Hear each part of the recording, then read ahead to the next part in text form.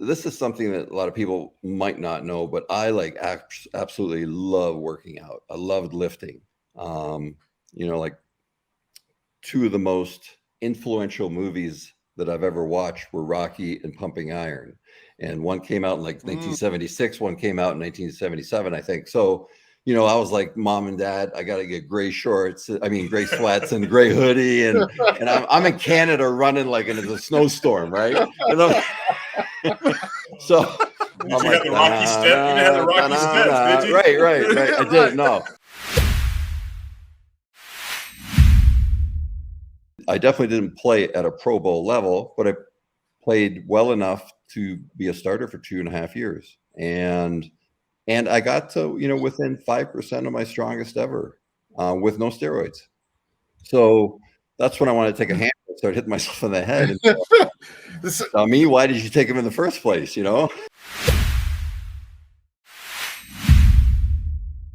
There's a misconception of people, including people that are even older than me, that, oh, well, you played good because you took steroids, and it's like, okay, well, then why didn't everybody play good? Because there was a lot of guys taking steroids in the Big Ten, and there was a lot of guys taking steroids at that time in the country. And it was like, so, and again, I'm not condoning the use of steroids, but it's like, you still, as you guys all know, you got to be able to think on the run. You have to be able to listen to calls, and one of my big things was also, if I'm this big and this strong, unless I can run, it doesn't matter. Unless I'm playing nose guard or, and I just need to clog up both, A gaps or whatever, that's a whole different ballgame. But if I need to be pulling and blocking on an island, it's like, you have to be athletic. You have to be able to run. You have to be able to have footwork. You have to be able to do all this. You have to be able to do with, audibles. You have to, and then think about all the things that people don't talk about. You got to not get in trouble off the field. You got to go to class, and, there was people before my time that say, you got to go to class, stay eligible. Of course, I didn't take that attitude. I took the attitude of, I want to be a Rhodes Scholar. But that's why I graduated last summer, or last fall, I should say, after a 33-year hiatus. This was way before steroids, before I took any steroids. And that's a very sensitive subject because not many people know about that. So I don't want to get triggered or anything, right? So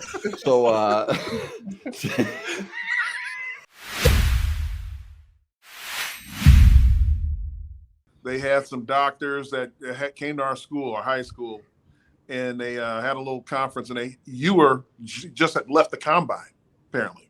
You were in Indianapolis for the combine, and the doctors put a picture of you up on the screen, right?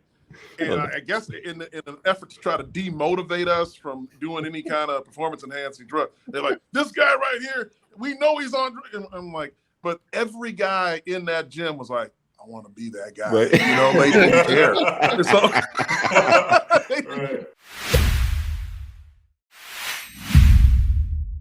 Look, at the end of the day, it's steroids. Although I will say it was a mild cycle.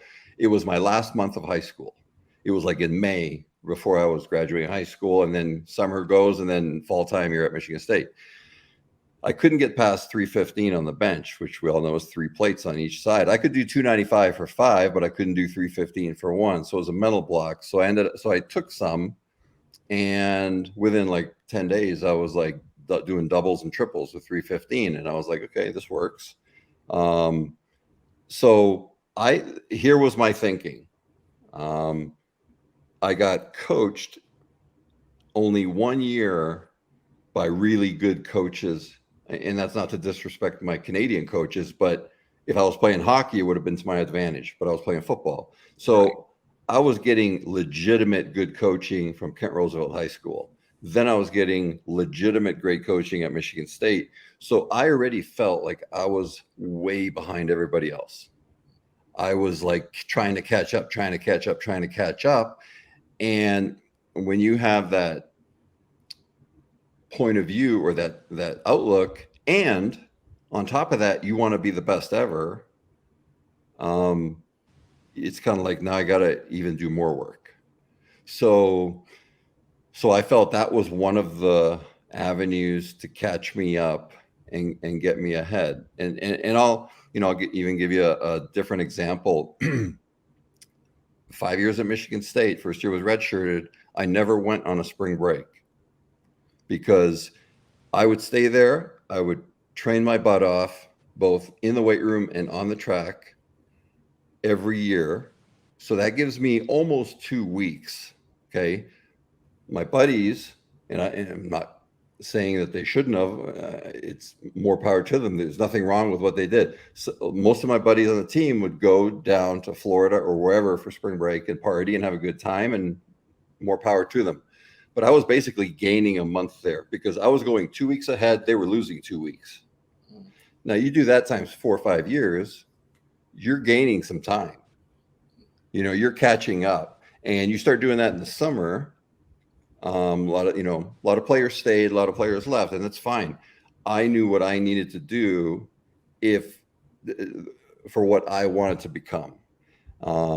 And I also had this feeling that, growing up watching the Steelers also in the NFL of the 70s, and, steroids were no secret there. And I saw how they just bullied people and just pushed people around, and they won 4 championships in 6 years, 4 Super Bowls. And I felt, that's the road to the big leagues is the steroids. And when you get there, you're like, this is nothing like I thought it was. He was like, hey, Reggie, how you doing? I said, I'm doing fine, Coach. What's going on? You all right? He said, no. He said, I'm pissed off at the 4-hole. I said, what's wrong with the 4-hole? He was like, he took every one of the plays, right? Each one of the plays, he let me know how many yards we got in each one of the holes. And he said, we're not being productive in the 4-hole.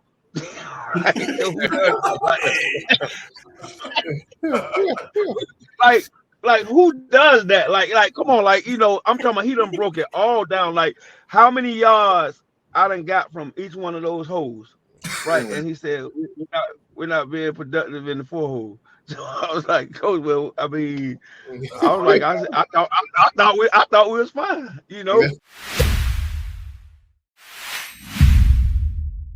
When I was coming out of school, everybody had me pegged to go to Georgia because of Herschel Walker and the things that he did and the things that Georgia do with the running backs and being down south. When I went to Michigan State, man, it was just one of them things. I mean, like it felt good when I went to go visit. Felt like that was my place, we talked about all the star running backs that went to all the universities. So I wanted to have my own little niche when I went to Michigan State. And, instead of going there and say Herschel Walker and Lorenzo White, my thing is I wanted to go to Michigan State and be the man. Perlis tell Buck, get out of there. He said, don't worry about it, George. I got to get some production out of this 4-hole. Coach Perlis said, okay. So he getting mad. So Buck gets mad and go and slap because I forget who it was, jumped offside. So when he slapped him, he cut his finger. When he slapped, he hit it. I'm talking about he swung and hit the helmet like he had on pads, right? And he cut his hand and it opened up. So Coach Perlis had walked away, and then they was like, he was like, get out of there. I'm talking about he dripping blood. I'm talking about blood running from his head. Blood running from his hand, right? So, but he won't leave. He won't get out of practice. So Sally was like, let me just put Sally and Jeff was like, let me put some tape around it. Just put some tape on it. So I was like, no, Sally and Jeff. Let me put some tape on it. Right. So Perlis come over there. So Perlis like, Buck, get out of there. We're not gonna run another play until you get your hands wrapped up. Right?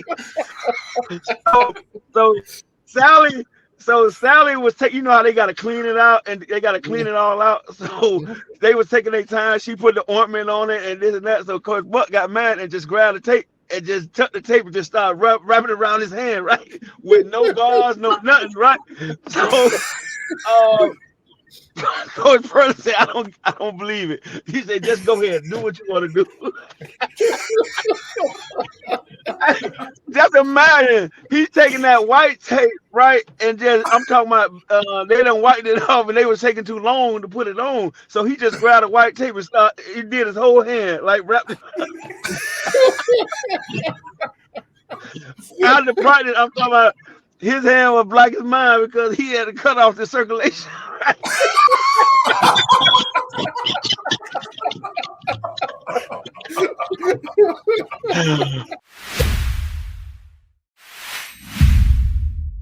So he said, no, all the football players go to the front, right? Hey, all the kids, y'all sit back. The football players need to sit in the front, right? So John Buddy was sitting in the front, right? So he was talking about the night that he was coaching, he was talking about reactions, right? So then he slapped John Buddy, right? Like he was talking to the class, and it's more class, it's more people that came into the football class because they want to know about the program in football. So he slapped John Buddy in the front, right? He was like, he said he was just sitting there, he said, yeah, your reflexes and all that. He said he was saying something about reflexes. He said, and then he slapped John. Say I'm talking about he slapped and knocked his hair. Everybody in the class, the people, they were like, oh my God, that's what he do to people.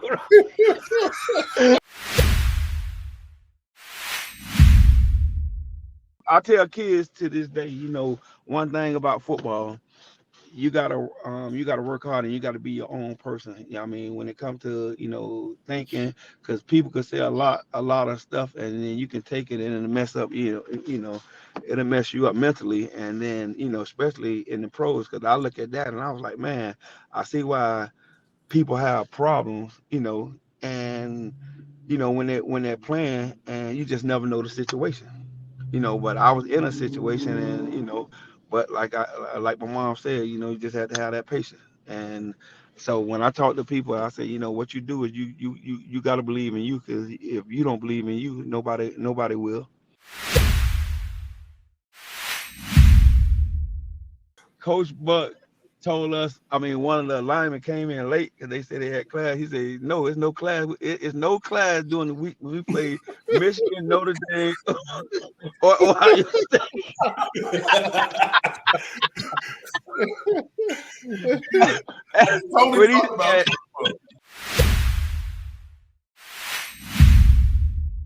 My thing was, one thing I do bleed. I bleed green, and at the end of the day, when it comes to the yardage, all of them, Le'Veon, man, Javon.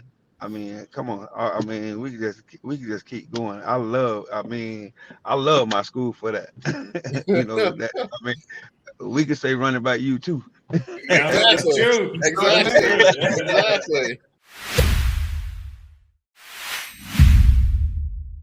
Coach Buck slapped Rising. He was getting, that's when he slapped Rising, when he slapped him, and Andre grabbed his face, and everybody was like, oh, and nobody knew what response that Andre was gonna have, right?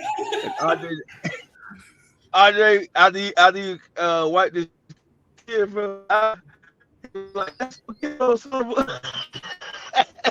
So everybody ran out, and everybody was like, I'm talking about, we ran out that door. I was like, man, everybody thought he was just going to fight Coach Buck. I was like, oh no. But he didn't do it. He said he wiped the tear from his eye.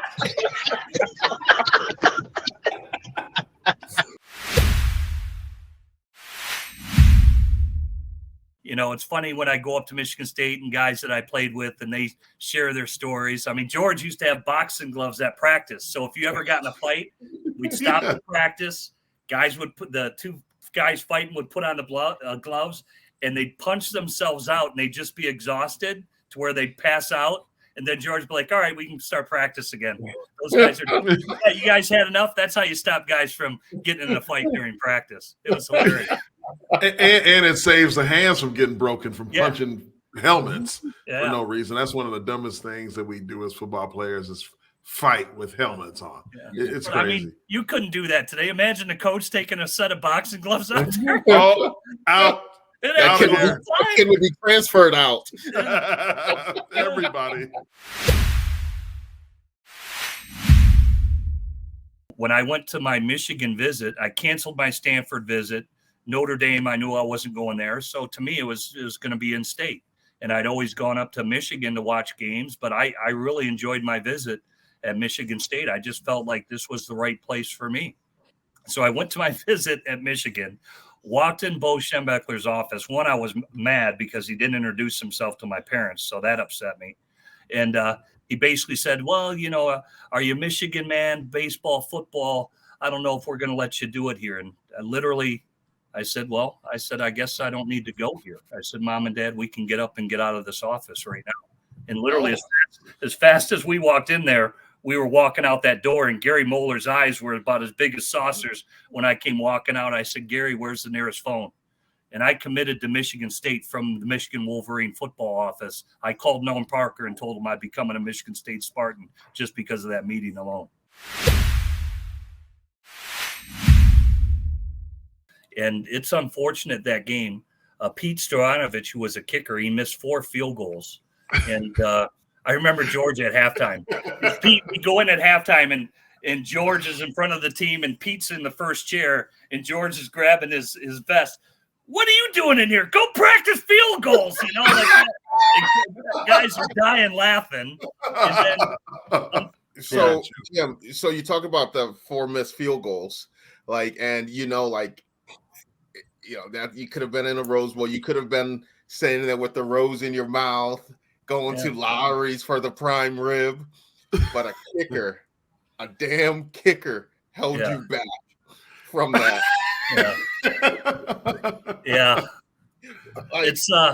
It's no secret I'm not a fan of kickers.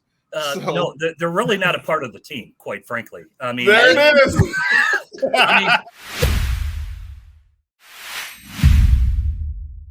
Sports in my family were always important. I was the youngest of 5. My dad, if you weren't in a sport, you better be doing something, because if you were going to get in trouble, there's going to be hell to pay. You had to, there's going to be something going on in your life. And so all my brothers and sisters played sports. My dad always constantly mentioned to me, hey man, you got your whole life to work. Just go play, enjoy the sports. So I played all 3. I played every sport: football, baseball, basketball. Grew up on a lake. I swam, I skied, snow skied, you name it. I did it. And then I just started gravitating more and more to football. Played Pop Warner at 9. Started out at right guard, believe it or not. I was 3rd string quarterback. What? Maybe now I'm back down at right guard with where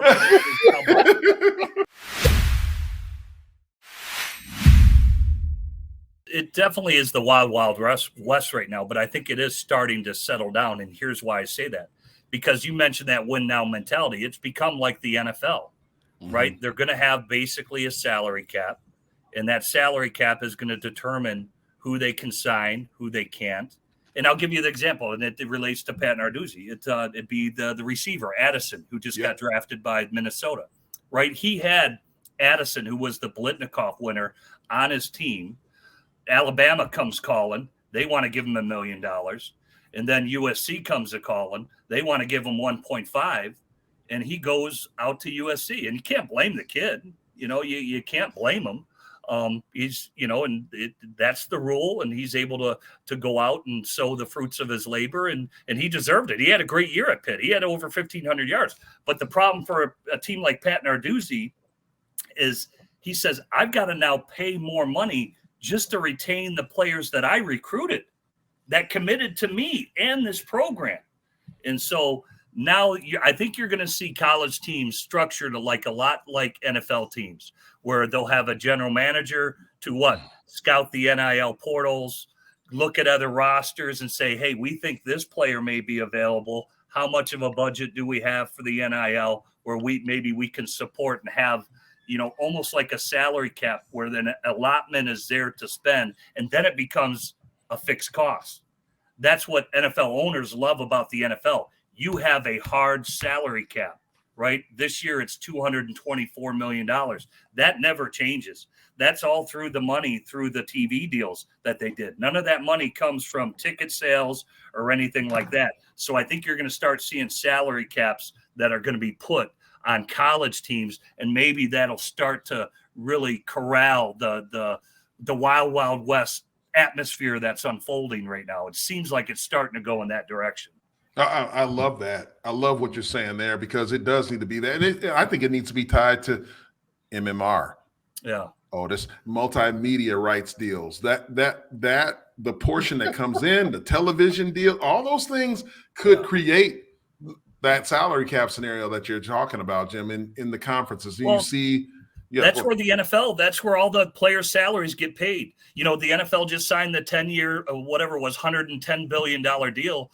That's what pays the players' salaries. Each year, all these networks, they cut the teams the check. All right, here's your $224 million. Now the teams know they're good to go out in free agency, sign who they sign. And to me, that's how it should be structured in college, with all these big, the SEC network deals and just NBC, however it's who's all paying each network, Big Ten network, all that. That to me should be what pays the players. And then anything else from parking and concessions, much like NFL owners who own their own stadium, they get all that revenue themselves and they share it with other owners. But that's what the Big Ten network would do. If they're partners with all the other Big Ten teams, then whatever revenues they make personally, concessions, parking, they should be sharing it with all their Big Ten compatriots, in my opinion. No different than the NFL. So what you're saying is that $24 beer that you're paying for, it doesn't go to the players. It goes straight to the owners. Yeah, that goes straight to the owners in the NFL. Parking, concessions, and people think like when you buy your ticket, that pays the players' salaries. No. All those salaries come through the network TV deals that pay the players' salaries. One of them came in from Nebraska just recently. There we go. Roquan, okay? I think we got Roquan here from Nebraska, a guy that Buckley. This is Roquan Buckley from Nebraska. And I think Ty Gillison.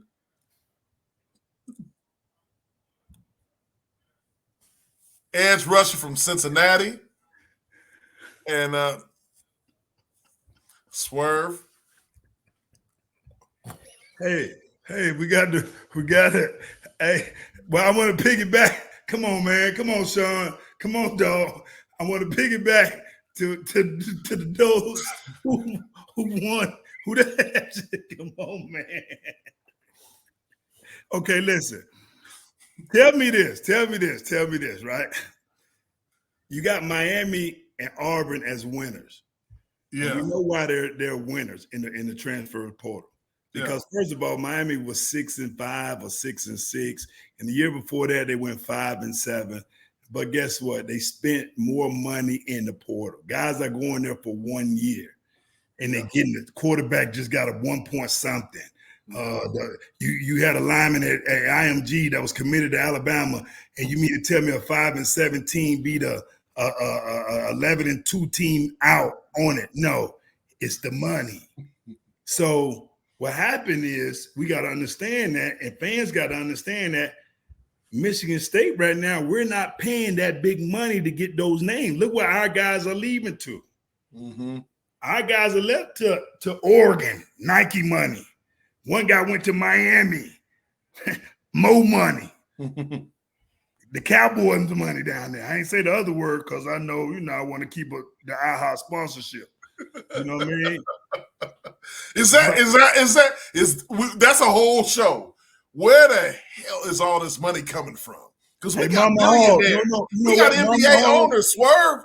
We got NBA owners. Tell Mama Hall to stop, because that pit, man, listen, man. That boy gonna be a ball. I hope he a ball. Listen. Y'all tripping. No, Mama Hall tripping.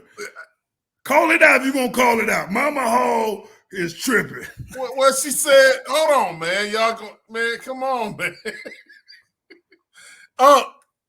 Hey, Ruquan. That's Ruquan is baby. We gonna. That's all it is. Okay. Facts. Hey. That's my guy. Wyoming, Michigan. That's over there on the west side of the state now. They don't play around over there now. I know about Wyoming, Michigan. I know about a lot. You ever saw 227 or the Jefferson?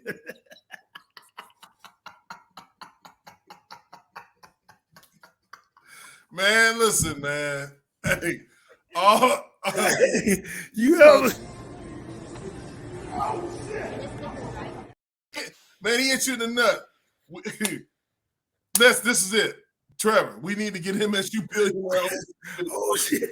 NBA teams. I'm with you. Listen, we had the resources, but the mindset is off. That's all it is. And I just think it's just a matter of like, shit. You're right. I just think it's a matter of do we have the right mindset? Man, what is going on, man? Oh, shit. We going down. Oh, shit. Yeah, we're gonna be all right. We ain't gonna...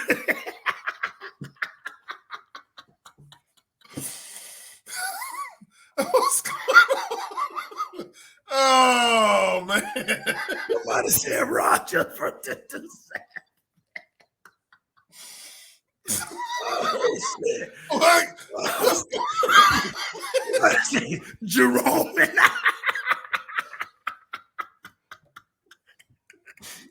Hey, for everybody listening on this show, man, I wish I don't want to lose out. People listening to this show right now are completely confused. If you're confused, you have to go to YouTube and understand. And I'm not trying to do this for our own personal gain, but it's for your gain.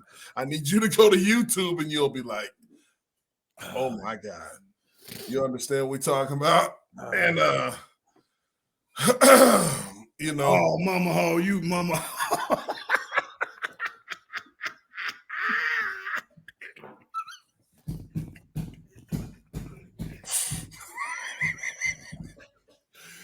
Oh, shit. I love y'all. Listen. Hey, you gotta love MSU, man. I know we all one big family, man.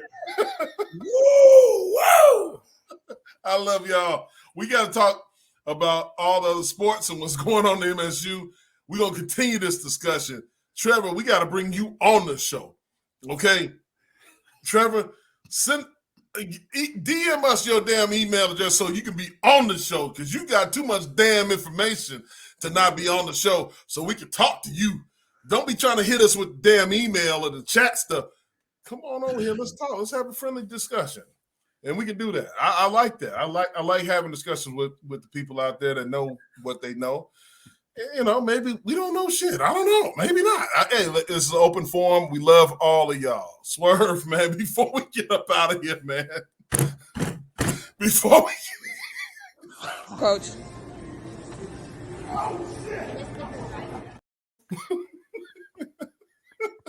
Before we get up out of here, Swerve, what's your final comments, man? No, my final comment is, Miss Hall, you all right with me because you were thinking the same shit I was thinking. No, but at the end of the day, understand this. We choose Spartans. We love our school. We love everything about the school, what we experience, just know that. And then at the end of the day, like I tell you, I'd rather listen to a podcast with of the guys that played it. They've been in the locker room. They experienced what fans wish they could experience and things like that. And I'm sorry, but I can't even be sick of Mama Hawks.